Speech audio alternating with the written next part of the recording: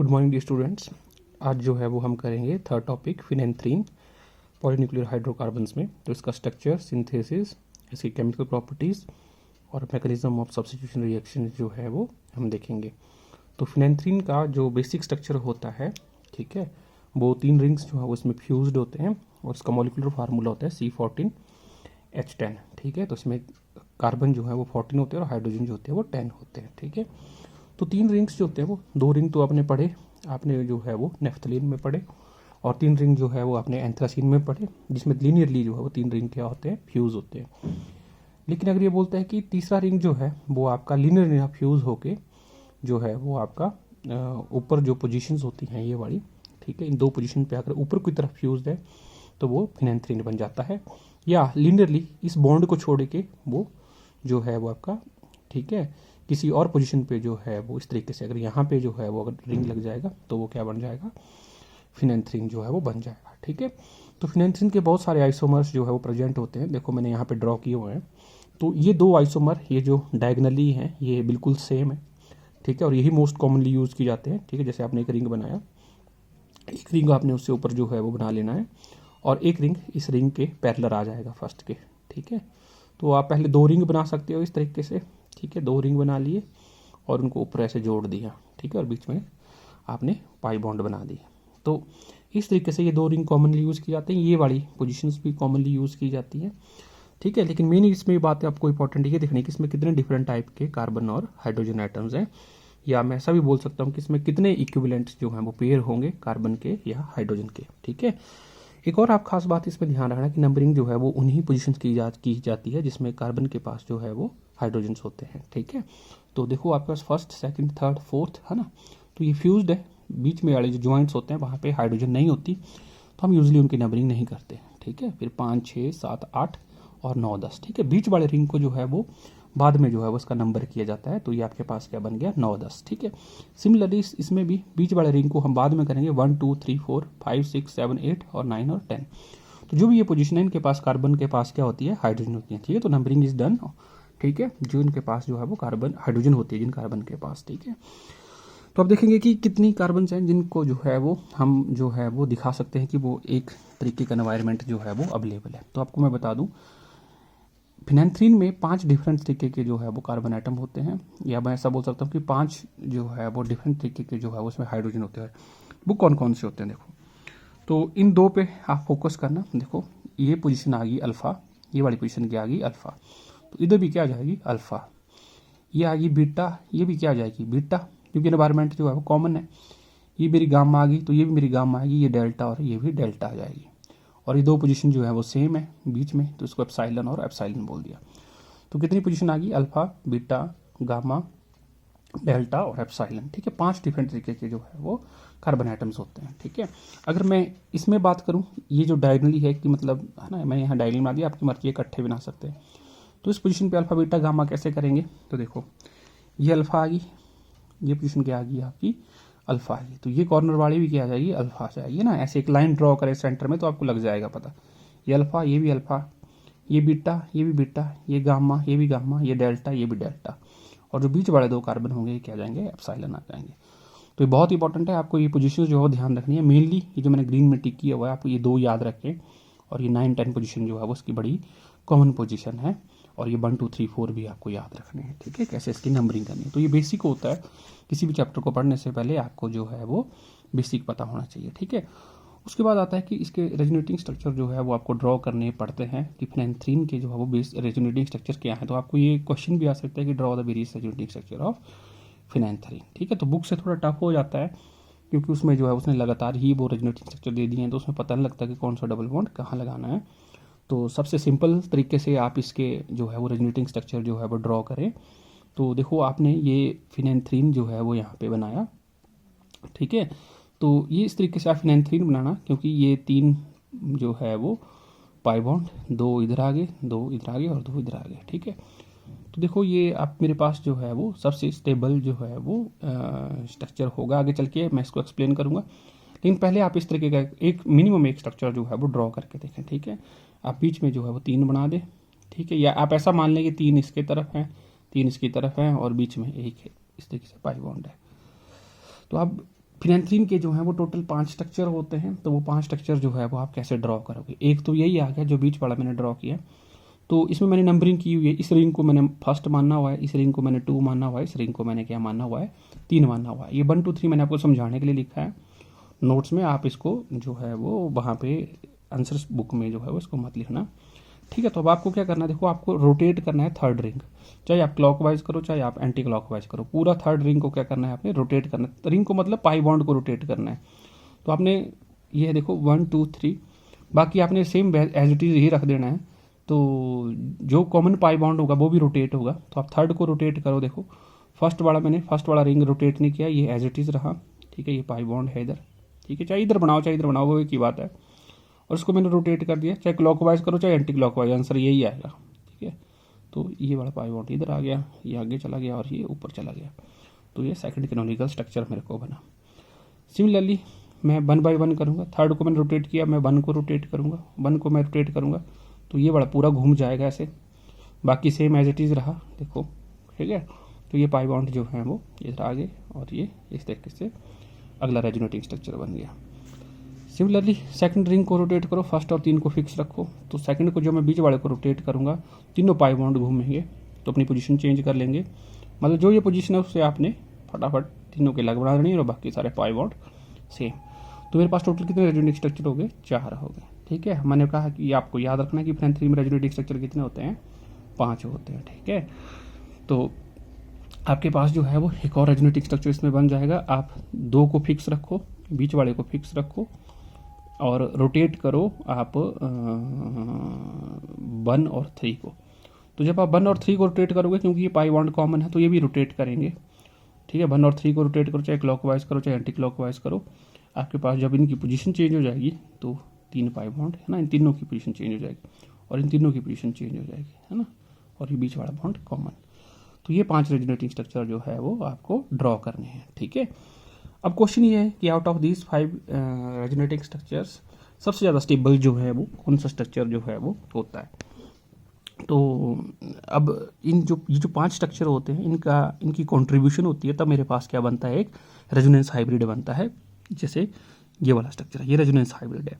अब सबसे ज़्यादा कंट्रीब्यूट कौन करेगा इस रेजोनेंस हाइब्रिड को, जो सबसे ज़्यादा स्टेबल होगा इन 5 में से, और जो कम स्टेबल होगा वो कम कंट्रीब्यूट करेगा। तो अब देखो phenanthrene is resonance hybrid of above 5 resonating structure, but all these structures contribute unequally. अब ये इक्वली कंट्रीब्यूट नहीं करते, इस वजह से सारी बॉन्ड लेंथ्स जो हैं वो इसमें जो है वो डिफरेंट होंगी। ऐसा एंथ्रासीन में भी था और नेफ्थलीन में भी था। Out of 5 resonating structure 1 is more stable as it has 3 benzenoid rings. अब ये बोलता है कि इन सारे स्ट्रक्चर में से पहला स्ट्रक्चर जो है वो ज़्यादा स्टेबल है क्योंकि इसके पास 3 बेंजीनोइड रिंग्स हैं, ठीक है। देखो दिख रही है पहली बेंजीनोइड रिंग, इधर को भी दिख रही है सेकंड बेंजीनोइड रिंग्स। अगर आप इन 2 को छुपाओगे तो तीसरी बेंजीनोइड रिंग बीच वाली भी दिख रही है। तो ये हाईली स्टेबल स्ट्रक्चर है। ये बेंजीनोइड रिंग्स में 3 बेंजीनोइड रिंग्स होती हैं। तो आपको प्राइस रूल्स मैंने पढ़ाया था कि जितनी बेंजीनोइड रिंग्स होंगी उतना ज़्यादा क्या होगी, स्टेबिलिटी होगी, और जितनी उसमें क्यूनोइड रिंग्स आ जाएंगी उतनी कम उसकी क्या होगी, अनस्टेबिलिटी होगी, ठीक है। तो पहला स्ट्रक्चर सबसे ज़्यादा मेरे पास क्या है, स्टेबल है, ठीक है। अब आप स्ट्रक्चर को देखना 2 3 और 5 को, 2 3 और 5 को। तो 2 3 5 को जब आप देखोगे तो इधर को एक बेंजीन रिंग और इधर को एक बेंजीन रिंग, लेकिन बीच में मेरे को बेंजीन रिंग नहीं मिल रही। तो इसके पास 2 बेंजीन रिंग है, 2, इसमें भी एक बेंजीन रिंग, इधर को भी एक बेंजीन रिंग, लेकिन बीच वाले में बेंजीन रिंग नहीं आएगी। तो 2, इसके पास 2 आ गई। सिमिलरली मेरे पास स्ट्रक्चर 5 है, इसमें भी देखो 2 बेंजीन रिंग्स जो हैं वो प्रेजेंट है ना। आप इसको ढक दो बीच वाले को तो आपको 2 बेंजीन रिंग्स दिख रही हैं, ठीक है। इसको ढकोगे तो कोई बेंजीन रिंग नहीं, इधर को इसको भी ढकोगे तो बीच वाले में बेंजीन रिंग नहीं। तो 2 3 5 में 2 बेंजीन रिंग्स हैं और एक क्विनोइड रिंग आ जाएगी। तो इनकी स्टेबिलिटी जो होगी 2 3 5 की वो 1 से क्या होगी, थोड़ी कम होगी, लेकिन ये तीनों इक्वली स्टेबल होंगे क्योंकि इन तीनों में 2 3 5 में 2 बेंजीनोइड रिंग्स होती है। अब रहा लास्ट मेरा फोर्थ को भी देख लेते हैं। इसको मैंने ग्रीन से सर्कल किया हुआ है।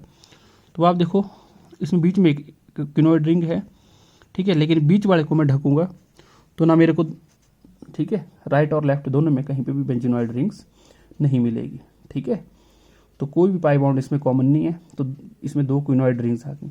तो चौथा स्ट्रक्चर मेरे पास एक अकेला सा स्ट्रक्चर है जिसमें एक ही बेंजीनॉइड रिंग होती है और 2 क्विनॉइड होती हैं, बल्कि 2, 3, 5 में क्या था, 2 बेंजीनॉइड रिंग्स थी और फर्स्ट में 3 बेंजीनॉइड रिंग्स है। ठीक है, तो सबसे ज़्यादा स्टेबल कौन हुआ, फर्स्ट स्ट्रक्चर हुआ, उससे कम स्टेबल हुआ सेकंड, 3, 5, इनकी स्टेबिलिटी इक्वल है क्योंकि इनके पास 2 बेंजीनॉइड रिंग्स हैं, और सबसे कम स्टेबल कौन हुआ, मेरा फोर्थ स्ट्रक्चर जिसमें एक बेंजीनॉइड रिंग है। तो स्टेबिलिटी सबसे ज़्यादा किसकी हुई, 1 की हुई, तो ये सबसे ज़्यादा कंट्रीब्यूट करेगा टू द रेजोनेंस हाइब्रिड। मतलब जो रेजोनेंस हाइब्रिड होता है वो ज़्यादातर किसकी तरह दिखेगा, जो मेरा फर्स्ट स्ट्रक्चर है। ठीक है, ये मेरा हाइपोथेटिकल स्ट्रक्चर है। फर्स्ट स्ट्रक्चर रेजोनेंस हाइब्रिड जो होगा, जो एक्चुअल स्ट्रक्चर होगा मेरा, वो इसकी तरह जो है वो मैक्सिमम दिखेगा, नॉट 100%, बट इसी की तरह जो है वो इसकी कॉन्ट्रीब्यूशन इसकी ज़्यादा है। 2, 3, 4, 5 की कम कॉन्ट्रीब्यूशन होगी, सबसे कम कॉन्ट्रीब्यूशन 4 से होगी क्योंकि ये कम स्टेबल है।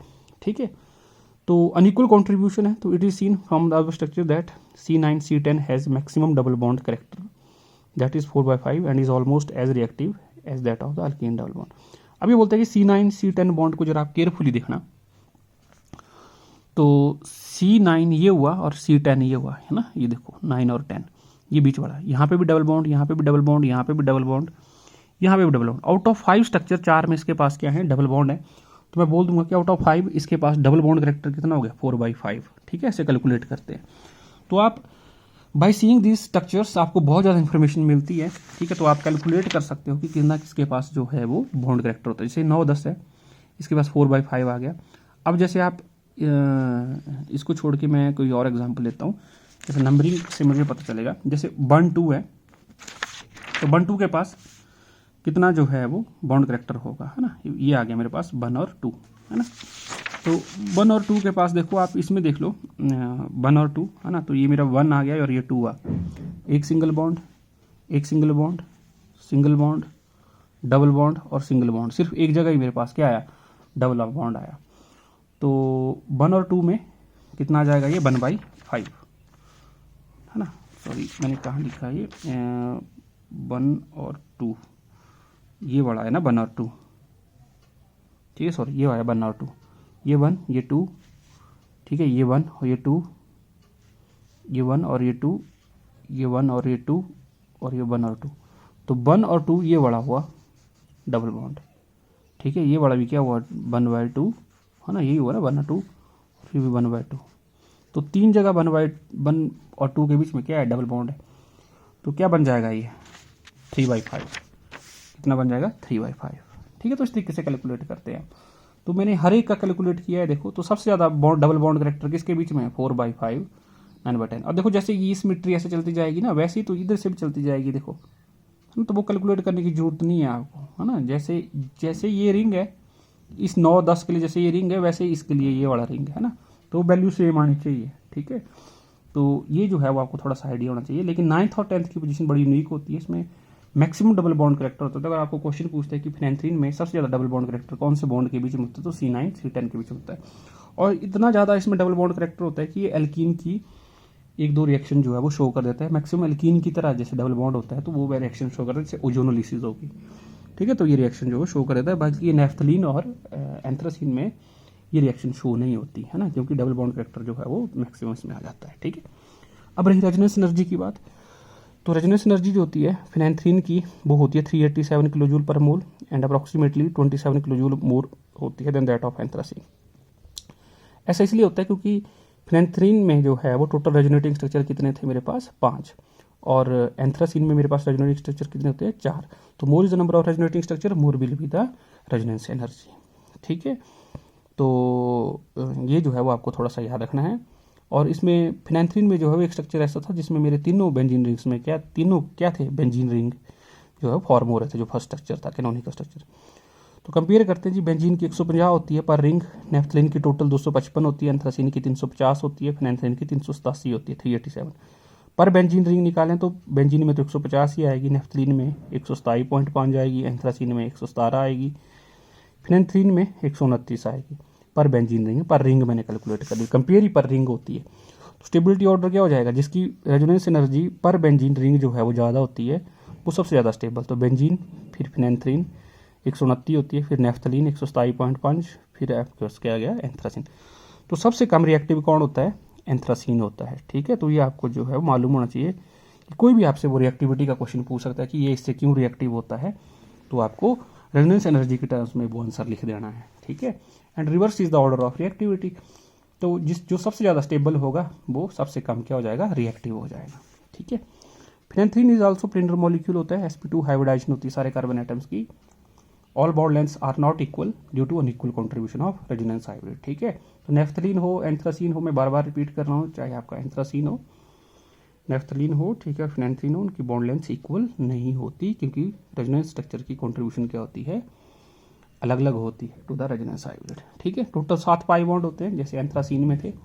40 इलेक्ट्रॉन सिस्टम है पाई का ये भी, तो आपको n की वैल्यू निकालनी होती है, तो अक्ल रूल अप्लाई करो, 4n+2 is equal to number of pi electron 14 आ गए, तो 4n की वैल्यू कितनी आ जाएगी, 12 आ जाएगी, और n की वैल्यू यहाँ से कितनी आ जाएगी, 3 आ जाएगी, जो कि एक इंटीजर है। ठीक है, तो hence it is follow that it is a aromatic है। ठीक है, तो ये भी जो है वो आपको पता होना चाहिए कि कैसे क्या है। ठीक है, तो और एक और आपको बात बता दूं, aromaticity is directly proportional to stability, जो सबसे ज़्यादा स्टेबल होता है वो सबसे ज़्यादा एरोमेटिक भी होगा। ठीक है, तो benzene is more aromatic, phenanthrene is more aromatic than naphthalene, and naphthalene is more aromatic than anthracene. ठीक है, तो एरोमेटिसिटी का भी क्वेश्चन आपसे पूछ सकते हैं। ठीक है, और फिनेंथ्रीन का जो बेसिक स्ट्रक्चर होता है ये आपका प्रेजेंट होता है नेचुरल प्रोडक्ट्स में। ठीक है, जो प्लांट्स वगैरह होते हैं ना, तो उनसे जो ऑब्टेंड किए जाते हैं केमिकल, हम उनको नेचुरली जो ऑब्टेंड केमिकल होते हैं उनको बोल देते हैं नेचुरल प्रोडक्ट्स। ठीक है, एल्कोलॉइड्स होते हैं, उनमें स्टीरॉइड्स होते हैं, इवन सेक्स हार्मोन टेस्टोस्टेरोन और प्रोजेस्टोस्टेरोन, तो उनमें बेसिकली जो ये स्ट्रक्चर होता है ये फिनेंथ्रीन का पाया जाता है। ठीक है,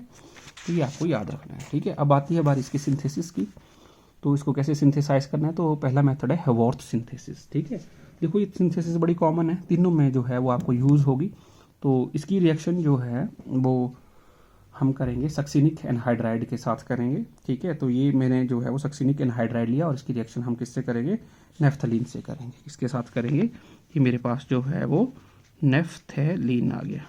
ठीक है, और ये मेरे पास क्या है, सक्सिनिक एनहाइड्राइड। तो आपको याद रखना है, तो जब इसकी एनहाइड्रस Cl के साथ रिएक्शन होती है तो यहाँ से ये खुल जाएगा मॉलिक्यूल जहाँ पे C डबल बॉन्ड O होता है, तो ये C double bond O attack कर देगा। ठीक है, या तो नेफ्थलीन के फर्स्ट कार्बन एटम पे या सेकंड कार्बन एटम पे, क्योंकि थोड़ा बल्की ग्रुप है तो ये फर्स्ट पे भी अटैक कर सकता है और सेकंड पे भी जो है वो अटैक कर सकता है। ठीक है, तो अगर ये फर्स्ट कार्बन एटम पे जुड़ेगा जाके C double bond O, acyl group C double bond O, rest molecule ऐसे ही CH2 और यहाँ पे क्या बन जाएगा, ये COO, इस ऑक्सीजन के पास क्या जाएगा, H, इस पोजीशन से जो फर्स्ट पोजीशन पे जाके जुड़ा COH।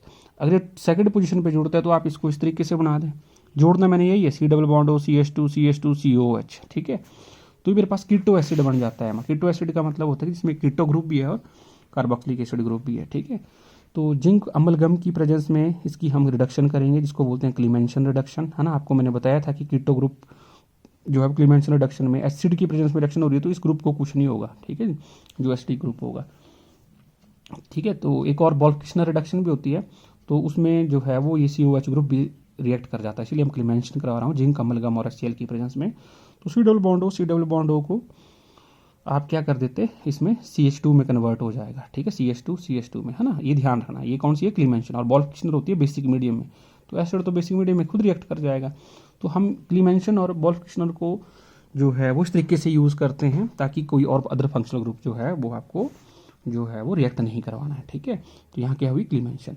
फिर मैं साइक्लाइजेशन करवा दूंगा, कंसंट्रेटेड सल्फ्यूरिक एसिड की प्रेजेंस में होती है या HF की प्रेजेंस में होती है। तो COH से क्या हो जाएगा, यहाँ से जो है वो OH, और इस सेकंड पोजीशन से H निकल जाएगा तो वहाँ से माइनस वाटर निकल जाएगा, यहाँ से OH और यहाँ से फर्स्ट पोजीशन से आपका H निकल जाएगा, तो साइक्लाइजेशन हो जाएगी, ये जुड़ जाएगा। तो इस तरीके से ये जुड़ गया C डबल बॉन्ड O, और इस तरीके से इधर जुड़ गया C डबल बॉन्ड O। ठीक है, तब ये बोलता है कि दोबारा आप क्लीमेंशन रिडक्शन करा दो तो CH2 बन जाएगा, इस C डबल बॉन्ड O की जगह क्या बन जाएगा, CH2 बन जाएगा, C डबल बॉन्ड O की जगह क्या बन जाएगा, CH2 बनेगा। तो आपको कॉमन सा एक प्रोडक्ट मिल जाएगा, 2 रिंग CH2 इधर और इधर भी CH2, तो कॉमन प्रोडक्ट बन गया यहाँ पे मेरे पास CH2। ठीक है, इसको बोलते हैं 1, 2, 3, 4 टेट्राहाइड्रो फिनेंथ्रीन, मतलब 2 रिंग में जो है पाई बॉन्ड है और 1 रिंग में पाई बॉन्ड नहीं है। तो मैंने 1, 2, 3, 4 टेट्राहाइड्रो फिनेंथ्रीन बना दिया, और इसकी जो है वो सेलेनियम और पैलाडियम कार्बन की प्रेजेंस में जो है वो रिएक्शन होती है, तो ये एरोमेटाइज हो जाता है, तो ये मेरे पास क्या बन जाता है, फिनेंथ्रीन बन जाता है। ये भी आपको पता है कि डिहाइड्रोजनेशन कर देते हैं हम ऐसे रिंग में ठीक है, जिसमें जो है वो आपके पास एरोमेटिसिटी नहीं है तो हम एरोमेटिसिटी ऑब्टेन कर सकते हैं सेलेनियम और पैलेडियम कार्बन के साथ रिएक्शन करके। ठीक है, तो यही मैंने लिखा कि this method involves a Friedel Crafts reaction थी पहली, naphthalene with succinic anhydride to give isomeric, है ना, 2 आइसोमर बने कीटो एसिड्स, उनकी मैंने फर्दर जो है वो क्लीवेंशन रिडक्शन की। ठीक है, जिसमें सी डबल बॉन्ड हो जो CH2 में कन्वर्ट हो गया, फिर साइक्लाइजेशन की, फिर उसके बाद जो है दोबारा क्लीवेंशन रिडक्शन करके एरोमेटाइजेशन करती। ठीक है, तो ऐसे हेवॉट सिंथेसिस बड़ी इंपॉर्टेंट है, तो ये आपको जो है वो आनी चाहिए। ठीक है, दूसरी सिंथेसिस है, ठीक है, इसको जो है वो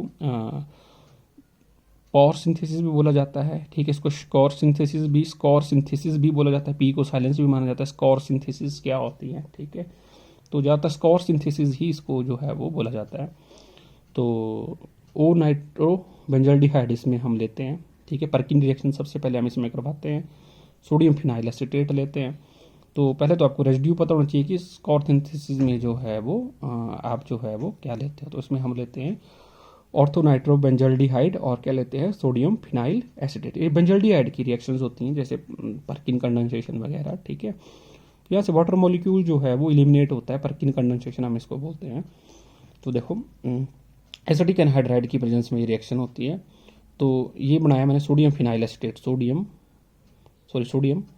फिनाइल और ये acetate C double bond O CH3, है ना, तो ये जुड़ गया तो इधर H कम हो जाएगा, तो यहाँ से वाटर निकल जाएगा देखो, और ये जुड़ जाएगा एज इट इज़, है ना। आप देखो CH double bond C COH, ठीक है, और ये आपके पास जो है वो आपके पास सेम रिंग बन जाएगा। ठीक है, नाइट्रो ग्रुप इसमें लगा हुआ है, इस नाइट्रो ग्रुप की रिडक्शन कर देंगे 3HCl की प्रेजेंस में।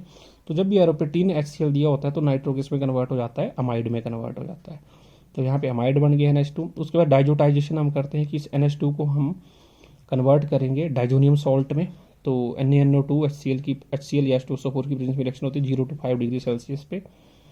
डाइजोटाइजेशन ये पड़ी हुई है आपने, NH2 जो है वो किस में कन्वर्ट हो गया, N2 पॉजिटिव, ये है N ट्रिपल बॉन्ड N, है ना, HSO4 नेगेटिव, डाइजोनियम सॉल्ट।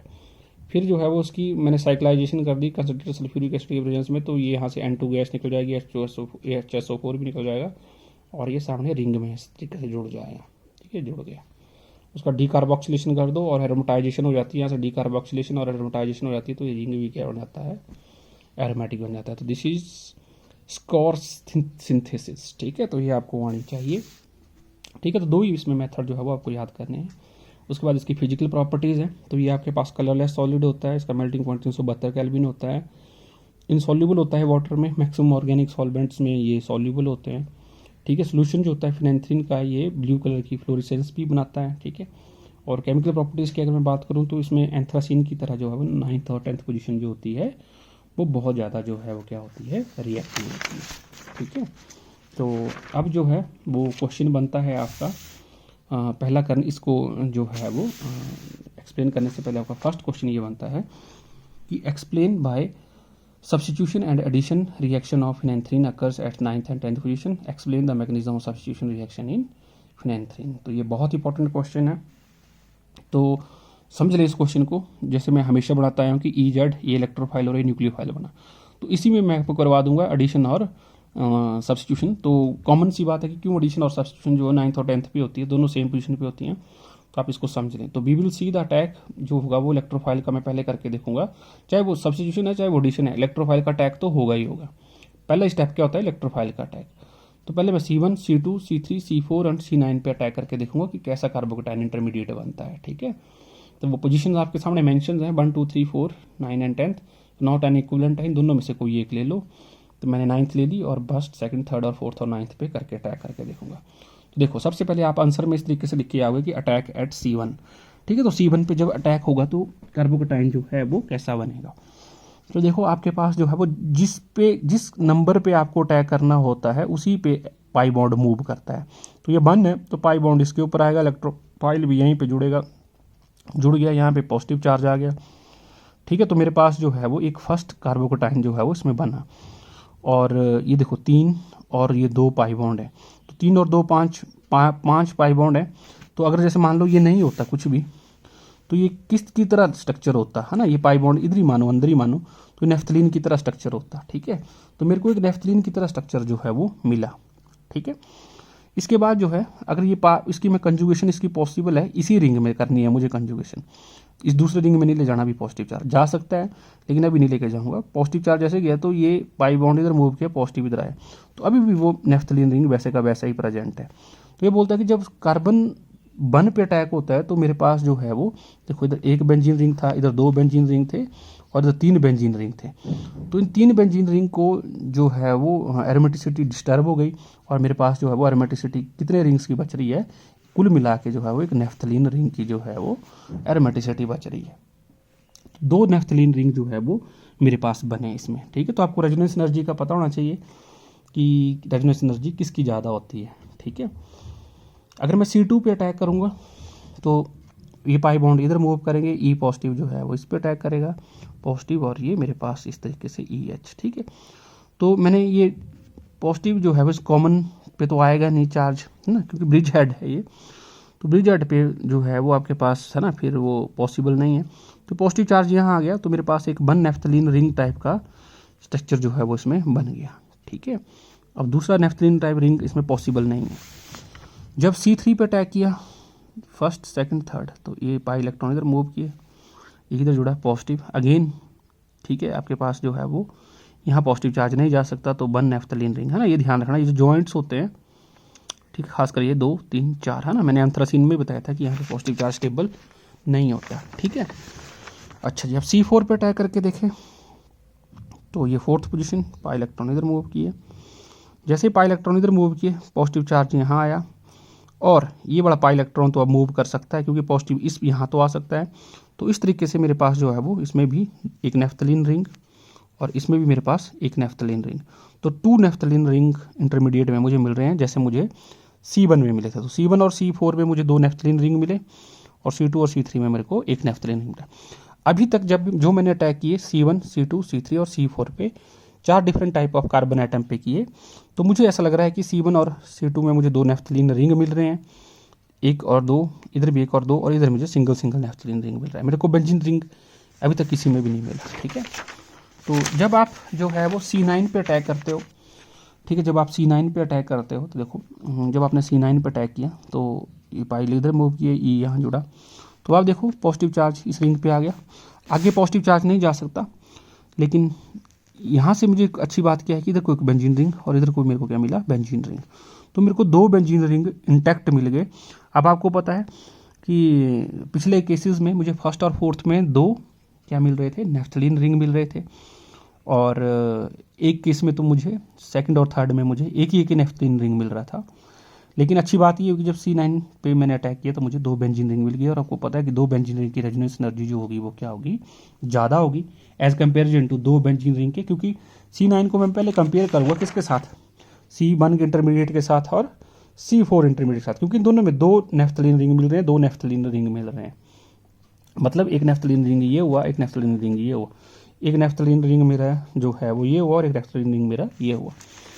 तो आपको पता है कि एक बेंजीन रिंग जो होता है वो 2 नेफ्थलीन के साथ एक नेफ्थलीन के साथ कंपीट कर सकता है, क्योंकि पर बेंजीन रिंग जो है वो रेजोनेंस एनर्जी बेंजीन की ज़्यादा होती है एज कंपेरिजन टू पर ring of 1 naphthalene.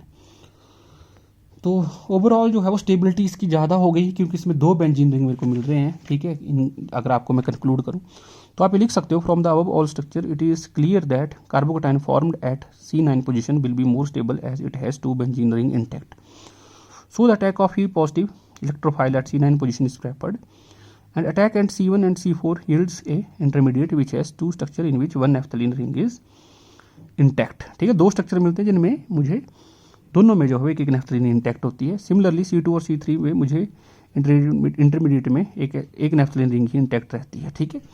So more is the number of benzene ring more will be the stability and hence, ये आपको पता होना चाहिए। तो बिनो रेजोनेंस एनर्जी पर बेंजीन रिंग जो है वो कितनी होती है, 310, और एक नेफ्थलीन रिंग की कितनी होती है, 255 होती है, ठीक है। तो ये जो है उससे आप बोल सकते हो कि the ring in which the more जो है वो बेंजीन रिंग्स होंगे वो सबसे ज़्यादा क्या होगा, स्टेबल होगा। तो वही इंटरमीडिएट मैंने यहाँ पे लिया, ठीक है। तो मोस्ट स्टेबल कार्बोटाइन इसी का होगा। अब आपकी जो है वो चॉइस है, अगर आप सब्स्टिट्यूशन शो कर रहे हो तो Z नेगेटिव क्या करेगा, यहाँ से H पॉजिटिव को निकाल लेगा, -ZH, H पॉजिटिव निकल जाएगा तो यहाँ डबल बॉन्ड बन जाएगा, ये आपको जो है वो सब्स्टिट्यूटेड प्रोडक्ट मिल गया, 9 सब्स्टिट्यूटेड प्रोडक्ट। अगर आपको एडिशन करनी है तो जेड नेगेटिव न्यूक्लियोफाइल ये इधर जाके जुड़ जाएगा, तो वो ऐड ही ऐड होगा, पहले ई ऐड होगा फिर जेड ऐड होगा, या आपको 9-10 एडिशन प्रोडक्ट मिल जाएगा। ठीक है, तो दिस इज़ द आंसर। ठीक है, this is how you will explain. ठीक है, कि वाई जो है वो आपके पास जो है वो 9 और 10 पे जो है वो अटैक होता है। तो ये थोड़ा सा आपको फिनेंथ्रीन के केस में जो है वो आना चाहिए। ठीक है, उसके बाद इसकी इंपॉर्टेंट रिएक्शंस हैं, इलेक्ट्रोफिलिक सब्स्टिट्यूशन रिएक्शंस आती हैं और एडिशन रिएक्शन आती है। मैंने इकट्ठे एक पेज पे जो है वो ये करवा दी हैं, तो ये मैं आपसे ऐसे फास्ट जो है वो डिस्कस कर सकता हूँ। ठीक है, तो आपने भी इसको ऐसे करना, और थोड़ा सा ये ध्यान रखना कि इलेक्ट्रोफिलिक सब्स्टिट्यूशन रिएक्शन जो होती हैं फिनेंथ्रीन की, वो स्ट्रेट फॉरवर्ड नहीं है। ऐसी नहीं है कि भाई जैसे 9 और 10th पोजीशन देखी और आपने वहीं जोड़ दिया। तो इसमें बड़ा ही बार जो है मेरे को मिक्सचर मिलता है डिफरेंट अमाउंट का, तो आपको थोड़ा सा ये क्रैम करना है कि इसमें क्या क्या प्रोडक्ट्स जो है वो मिलते हैं। ठीक है, मैंने भी इसको ऐसे ही क्रैम किया था। ठीक है, जब आपके टाइम था आगे जो कमीशन की तैयारी की थी। तो ये ऐसे टॉपिक्स हैं जो आपको एग्ज़ाम से जो है वो 3-4 दिन पहले, 4-5 दिन पहले या 2 दिन पहले जो है वो आपको देखने ही पड़ते हैं, क्योंकि ये आपको थोड़ा सा फिर मेमोरी से भी जो है वो आपको है ना कई बार लिमिटेड हो जाते हैं, तो आपको ये ऐसे ही याद रखना है। ठीक है, तो देखो जब ये CCl4 Br2 और FeBr3 की प्रेजेंस में करते तो डायरेक्ट जो है 9th पोजीशन पे सब्स्टिट्यूटेड मेरे को प्रोडक्ट मिलता है। ठीक है, 9 ब्रोमो सब्स्टिट्यूटेड प्रोडक्ट। ठीक है, HNO3H2SO4 के साथ करते हो तो मिक्सचर मिलता है मेरे को, है ना। 2 नाइट्रो पे मिलता है, 2 नाइट्रो पे सब्स्टिट्यूशन होती है, फिर 4 नाइट्रो पे होती है, 3 नाइट्रो पे होती है, 9 नाइट्रो पे सब्स्टिट्यूशन होती है। ठीक है, तो 3 नाइट्रो वाला जो है वो मैक्सिमम अमाउंट में बन जाता है, मतलब इसका अमाउंट थोड़ा सा ज़्यादा होता है बाकी की कंपैरिजन से। याद रखना है, कंसिडर्ड सल्फ्यूरिक एसिड के साथ जब रिएक्शन होती है तो सल्फोनेशन होती है। अगर हाई टेम्परेचर, पहले तो मिक्सचर बनता है इसमें, लेकिन अगर आप हाई टेम्परेचर पे करोगे तो आपको जो है वो 2 नाइट्रो और 3 नाइट्रो का क्या मिल जाता है, 1:1 मिक्सचर मिल जाता है। ठीक है, ये हाई टेम्परेचर पे मैंने की हुई है, अगर आप लो टेम्परेचर पे करोगे तो आपको मिक्सचर मिलेगा बहुत सारा डिफरेंट, जैसे इस केस में मिला था। फिर आती है फ्रीडल क्राफ्ट एल्काइलेशन, तो CH3COL, इसमें असाइल ग्रुप जुड़ जाएगा, CH3 C डबल बॉन्डो वाला ग्रुप जो है वो जुड़ जाएगा, C डबल बॉन्डो CH3। तो 3 सब्स्टिट्यूटेड मेजर प्रोडक्ट होता है, 2 सब्स्टिट्यूटेड भी आपको जो है वो इसमें मिलता है। ठीक है, फिर आती है ओजोनोलिसिस, ये बड़ी इंपॉर्टेंट रिएक्शन है। ओजोनोलिसिस ओजोन की प्रेजेंस में होती है, जिंक वाटर की प्रेजेंस में। तो सबसे पहले देखो आपके पास ये मैंने थोड़ा गलत बना दिया हुआ है, ये कंपाउंड नहीं बनता इसमें। ठीक है, ये वाला कंपाउंड बनता है आपके पास। ठीक है, कि यहाँ पे जो है वो ये वाले कॉर्नर पे, इस कॉर्नर पे CHO ग्रुप जो है लग जाता है, ये रिंग ओपन हो जाता है ना। यहाँ मैंने रिंग ओपन नहीं किया था, ये गलत बना है, यहाँ मैंने क्रॉस लगाया हुआ है। तो आपको ये कंपाउंड याद रखना है कि CHO बनता है, और इसकी ऑक्सीडेशन करनी है आपने KMnO4 की प्रेजेंस में। किसकी प्रेजेंस में? KMnO4 की प्रेजेंस में। ठीक है, तो आपके पास क्या बन जाएगा, डाइफेनिक एसिड बन जाएगा। तो बड़ी इंपॉर्टेंट रिएक्शन है ओजोनोलिसिस। तो आपको आ जाता है कि फिनेंथ्रीन से डाइफेनिक एसिड आप कैसे बनाओगे, तो ओजोनोलिसिस। ठीक है, पहले आप जो है वो 2 रिंग और CHO और फिर डाइफेनिक एसिड बना दोगे। अगर आप ऑक्सीडेशन करते हो क्रोमियम ट्राईऑक्साइड और एसिटिक एसिड की प्रेजेंस में, अगर ये रिएक्शन करते हो, ठीक है, तो आपको 9-10 एंड फिनेंथ्राक्विनोन मिलेगा। ठीक है, डबल बॉन्ड O, इसमें रिंग इंटैक्ट रहता है। ठीक है, फिर अगर आप इसकी जो है वो रिएक्शन करते हो तो आपको इससे भी H2O2 के साथ इसकी ऑक्सीडेशन करते हो तो आपको डाइफेनिक एसिड मिल जाता है। ठीक है, ये मैंने गलत बनाया है यहाँ पे डाइफेनिक एसिड, ये 2 स्ट्रक्चर गलत हैं। ठीक है, नोट्स में आप करेक्ट कर लेना इन दोनों को। ठीक है, तो ये आपको जो है वो ड्रॉ नहीं करने हैं। ठीक है, मैं यहाँ क्रॉस लगा देता हूँ। ठीक है, ये और ये। ठीक है, ये 2 नहीं आपको ड्रॉ करना, डायरेक्ट आपने यहाँ से डाइफेनिक एसिड बना लेना है। ठीक है, फिर जो है वो आपकी अगर सोडियम इथेनॉल की प्रेजेंस में करते हो तो ये वाला रिंग जो है वो रिड्यूस हो जाता है, तो 9,10 डाइहाइड्रोफिनेंथ्रीन बन जाएगा। लेकिन इसकी सोडियम और THF की प्रेजेंस में रिएक्शन कर देते हो तो यहाँ पे नेगेटिव कार्बेनाइन बन जाता है, और वहाँ पे अगर आप इसकी फर्दर सॉलिड कार्बन डाइऑक्साइड में ड्राई आइस जिसको बोलते हैं उसमें साथ रिएक्शन करते हो तो इसमें COH ग्रुप इंट्रोड्यूस हो जाते हैं। This is not diphenic acid. Diphenic acid वो होता है जिसमें बेंजीन रिंग जो है डाइफिनाइल हो, और 2 पे जो है वो ऑर्थो पोजीशन पे क्या लगाओ, COH लगाओ। ठीक है, फिर आपका एक लास्ट रिएक्शन आती है एडिशन रिएक्शन, जिसमें Br2 CCl4 का यूज़ किया जाता है। तो इसमें FeBr3 का जो है यूज़ नहीं किया जाता, तो उसमें मुझे पहले 9,10 सब्स्टिट्यूटेड प्रोडक्ट मिलता है, और अगर आप इसको रिफ्लक्स करते हो, हीट करते हो, तो दोबारा मेरे को कैसा प्रोडक्ट मिल जाता है, 9 सब्स्टिट्यूटेड प्रोडक्ट मिल जाता है। तो स्टूडेंट्स ये जो है वो इसकी कॉमन रिएक्शन है, इसको आप चार्ट की फॉर्म में भी जो है वो याद कर सकते हो। तो उसमें कोई बड़ा वो नहीं है, और ना ही इन रिएक्शन की इतनी ज़्यादा इंपॉर्टेंस है, क्योंकि इसमें मुझे वैरायटी ऑफ जो है वो मिक्सचर मिल जाता है। थोड़ी सी डाइफेनिक एसिड वाली इंपॉर्टेंट है, 9,10 डाइहाइड्रोफिनेंथ्रीन की इंपॉर्टेंट है। ठीक है, तो ये आपने याद रख लेनी है। ठीक है, और सिमिलरली इसमें जो है वो आपको जो है पिक्रेट फॉर्मेशन हो जाती है। पिक्रिक एसिड लिया, फिनेंथ्रीन और ये 3 मैंने ऐसे लाइनें लगा दी, इसमें इस तरीके का कॉम्प्लेक्स बन जाता है। एक मॉलिक्यूल से दूसरे मॉलिक्यूल को ऑरेंज कलर का इसका कलर होता है, ठीक है। तो इसी के साथ ये फिनेंथ्रीन खत्म होता है। उसके कुछ इंपॉर्टेंट क्वेश्चन जो हैं वो आपको मैंने यहाँ पे लिखे हुए हैं कि explain by only one benzene ring is reduced when naphthalene is reacted with sodium and isoamyl alcohol, ठीक है। तो ये सॉल्व क्वेश्चन आपकी बुक में भी है, ठीक है। तो इसको मैं यहाँ से बता देता हूँ आपको कि explain by only one benzene ring is reduced when an naphthalene is reduced with sodium and isoamyl alcohol, कि ये वाली रिंग ही क्यों जो है वो रिड्यूस होती है, टेट्रालीन क्यों बनती है, ठीक है। तो आपको कई बार क्वेश्चन आता है कि नेफ्थलीन होना था इधर, ठीक, नेफ्थलोन लिखा हुआ है इन्होंने, नेफ्थलीन से टेट्रालीन कैसे बनाते हो, तो आपको ये भी पता होना चाहिए कि आइसोएमाइल अल्कोहल और सोडियम की प्रेजेंस में ये रिएक्शन होती है, ठीक है। ये बोलता है कि नेफ्थलीन की जो रेजोनेंस एनर्जी होती है वो 255 होती है और पर रिंग जो है वो कितनी होती है, 127.5 होती है। लेकिन जब इसकी रिडक्शन होती है तो टेट्रालीन बन जाता है, तो एक रिंग मेरा कैसा बन जाता है, बेंजीन रिंग। तो पर रिंग कितनी होगी एनर्जी, 155 हो गई। तो ये बोलता है कि स्टेबल स्ट्रक्चर है एज कंपेरिजन टू नेफ्थलीन, क्योंकि नेफ्थलीन का पर रिंग के साथ जब मैं इसका कंपेरिजन करता हूँ तो इसकी रेजोनेंस एनर्जी पर रिंग कितनी है, 127.5 है ना। टोटल तो 225 है, लेकिन पर रिंग कंपेयर करूंगा मैं इसके साथ, ठीक है।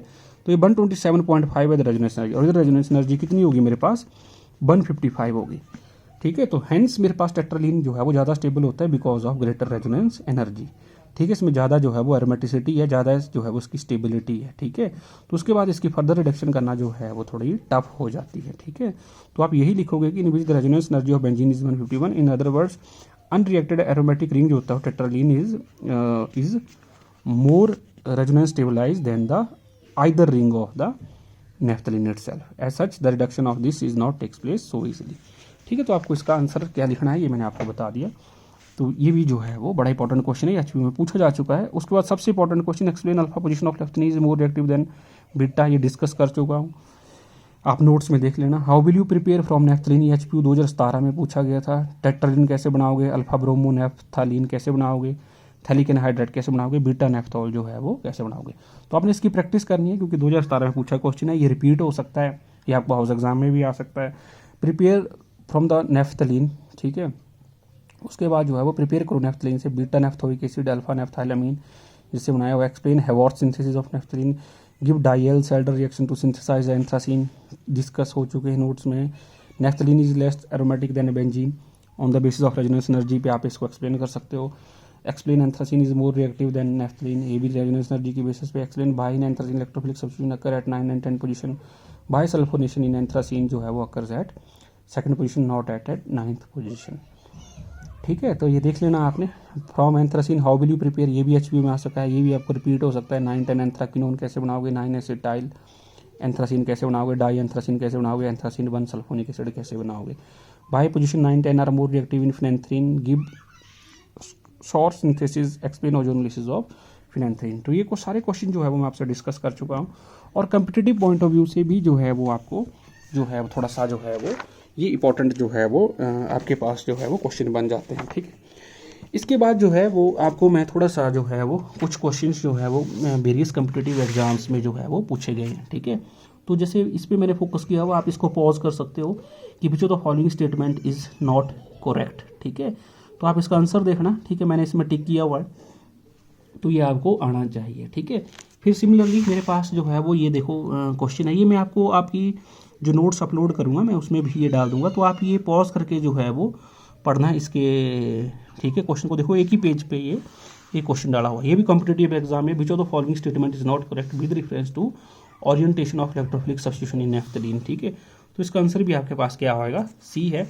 तो कई जगह मैंने टिक किए हुए हैं, ठीक है। जैसे ये क्वेश्चन है, ठीक है, कि which of the in which substituent NO2 occupies 9th position in anthracene to give 9 nitro anthracene, ठीक है। तो ये भी आपको क्वेश्चन जो है वो पता होना चाहिए कि कैसे जो है वो ये होगा, ठीक है। बाकी ये मैंने आपको तो बता ही दिए क्वेश्चन, ठीक है। ये 79 और जो था ये वाला, कुछ और क्वेश्चन जो थे अगर मेरे को मिलते हैं तो वो भी मैं आपको बताता हूँ। तो देखो इसमें 4 क्वेश्चन और आए हुए थे, हाँ ये देखो ये सेम क्वेश्चन रिपीट हुआ है, ठीक है। कि which of the following is not statement correct. ठीक है, आपको रेजोनेटिव स्ट्रक्चर दिया तो आप स्टेटमेंट पढ़ना और आप बताओगे कि कौन सी स्टेटमेंट करेक्ट नहीं है। ठीक है, ये क्वेश्चन भी है, देखो ये आपको बताना है, इसमें मैंने टिक नहीं किया हुआ, इसमें सी डी टिक किए हुए हैं, लेकिन शायद आंसर दोनों ए और बी में से है। Which of the following reagent will react with anthracene to produce 9,10 dinitro, ठीक है, एंड 10 डाईहाइड्रो एंथ्रासीन। ठीक है, तो आपको रिएजेंट बताने हैं कि किसमें जो है वो 10 डाइनाइट्रो और 9,10 डाइनाइट्रो एंथ्रासीन जो है वो बनेगा। दो रिएजेंट है, दो आपके प्रोडक्ट हैं। फिर ये भी है, which of the following reaction of beta substituted product is obtained, किसमें मुझे बीटा सब्स्टिट्यूटेड प्रोडक्ट मिलेगा। तो बीटा सब्स्टिट्यूटेड मतलब यहाँ पे है ना, तो ये बल्कि होता है नाइट्रोबेंजीन, तो ये पहले ही कॉम्प्लेक्स बना देता तो 1 पे जाएगा नहीं, ये बीटा पे जाएगा। ठीक है, फिर ये बोलता है कि o tetralone is subjected to Clemmensen reduction is this formed, तो ऑब्वियस बात है सी डबल बॉन्ड हो CH2 में कन्वर्ट हो जाएगा, इन्वॉल्व्स विच रिएक्टेंट, तो जिंक अमलगम और HCl की प्रेजेंस में रिएक्शन होती है। N2H4 और बेस की प्रेजेंस में बॉल्फ किश्नर रिडक्शन होती है। कौन सी होती है? बॉल्फ किश्नर रिडक्शन। ठीक है, तो ये ध्यान रखना। तो इस तरीके से बड़े सारे क्वेश्चन हैं, वो आपसे अगर मेरे को मिलेंगे, ठीक है, तो आपसे डिस्कस करूँगा, नोट्स में भी आपको अपलोड करूँगा। Thank you students.